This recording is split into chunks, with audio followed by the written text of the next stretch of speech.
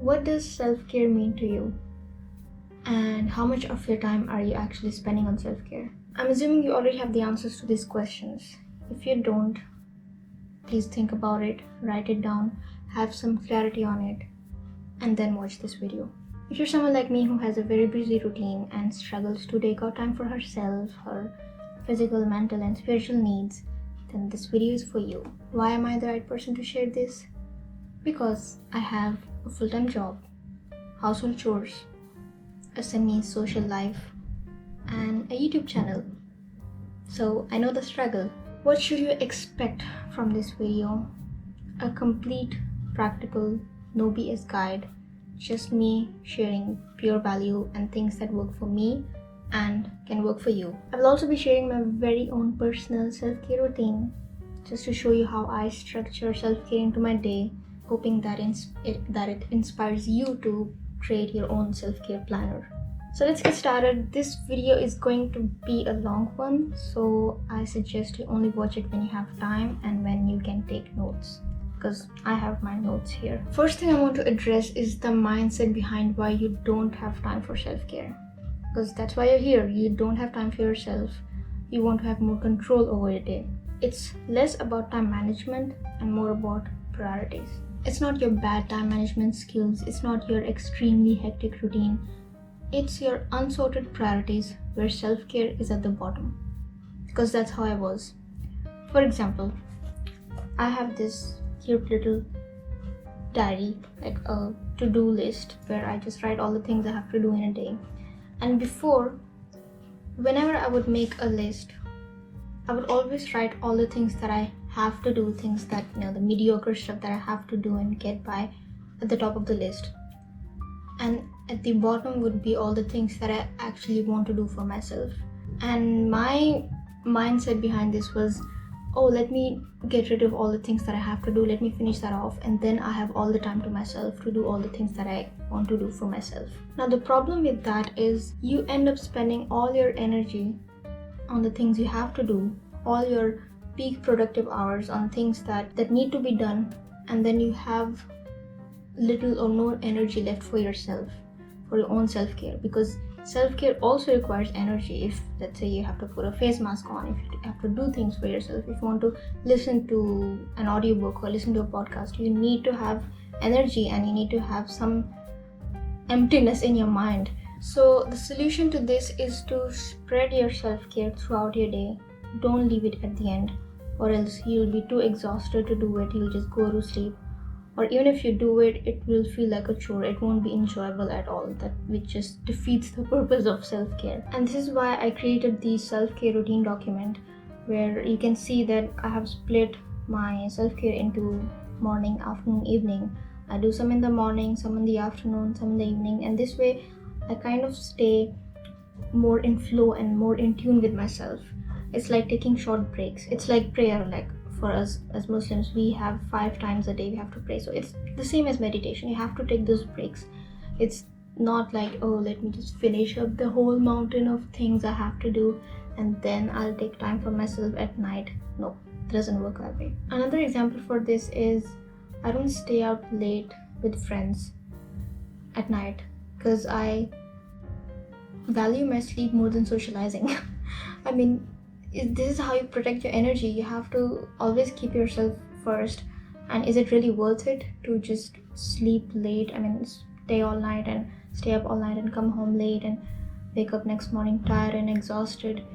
I am not advocating for a very strict, disciplined routine. We are not trying to be masculine here. I think discipline is mostly for men. We have to create room and space for just going with the flow and not doing anything. And in fact, if you don't have time to do nothing, you have to schedule time to do nothing, if that makes sense.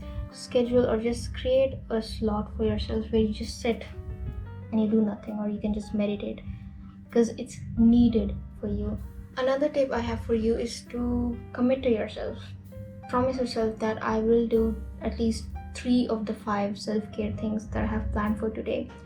And the key here is to maintain a balance of commitment but also not being too hard on yourself, because this is why I'm saying 3 out of 5. I personally tend to get very ambitious with my self-care routine, so I write a bunch of stuff. Okay, today is my day. I'm going to do this, da, da, da, da, da. But then it turns into chore. I mean, it's supposed to be enjoyable. You're supposed to just go with the flow. So be committed to yourself, but also don't be hard on yourself. Have a balance. The idea is to just be flexible. Like, make it realistic and flexible. Reminders are a gift of technology. Use it. Forming a habit takes time and practice. If you have a busy routine, then forgetting things is probably a common thing for you. So please set reminders in your phone, add it to your calendar. I have turned off notifications from apps that distract me. So 90% of my notifications are reminders for me to drink water, for me to take my vitamins, just positive affirmations. So this phone is actually not something that distracts me. Well, sometimes it does, but it's mostly a tool for me to take care of myself, to just nourish myself. Now, remember the first thing I asked you in the video, what does self-care mean to you? You probably need to redefine your self-care. What are your favorite things to do when you're free, like in your free time and you just want to relax and chill? Look, I'm not here to judge you for watching movies and binging Netflix shows if that's what you love doing, but just try to be a bit more conscious about the quality of your free time. If I evaluate my self-care time, like the quality of my self-care time, I've noticed that it's usually an 80-20 thing, where 80% of my time is spent on doing things that are actually good for me, something that I genuinely enjoy and actually benefits me and improves me in some way, and also something that my future self will thank me for. It could be something like just a skincare routine, like just doing something for your body. It could be reading a book. It could be, let's say, it's learning a new language for you. You have to kind of use your free time in that. And I know it may sound like, okay, that's not really me enjoying, but honestly, once you start doing, once it becomes a lifestyle or a habit, you kind of start enjoying it. And even if you go back to your old ways, like, the old patterns of you just using your screen and doing stuff that isn't really healthy, you kind of don't even like it. It's like junk food that when you have it after a long time, your body struggles to digest it because now it's used to having healthy food, and it's like you naturally incline towards your neutrality, which is your healthy lifestyle. You can maybe spend 20% of your time just watching movies or doing things that it's fine. I mean, we all want to watch cat videos sometimes. Also, if you have a very busy routine, then please consider outsourcing self-care. You can get a massage, your manicures and pedicures and facials and hair removals and therapy if you need. Things that obviously you need to pay for. If you can afford, then please do that, because it will not only save your time, but it also save your money in the long run. If you can't do that, then at least consider delegating your tasks or sharing it with, let's say, your family members when it comes to chores or running errands. Because if you're the only one running the entire show, then it's high time you set boundaries for yourself. My last tip for you is to please keep it simple. As I always say, capitalism thrives on women's insecurities. You don't need 30 plus products and a 50-step self-care routine. Today's self-care, it's just so complicated and overwhelming. Just buy the products or get the things that you truly need, which are good for you, that it's good for your skin type. Go to a dermatologist. Self-care isn't just about spending money and buying expensive things. Self-care comes in all shapes and forms. It's just you loving yourself to the core and taking care of yourself, because as women, we love giving. We are the embodiment of giving and loving. It's in our nature to nurture. So to do that, we have to also fill our cup first, because sometimes we forget to receive. We forget to receive love from ourselves and even from others. You have to truly ask yourself that what parts of me are resisting love from myself and others.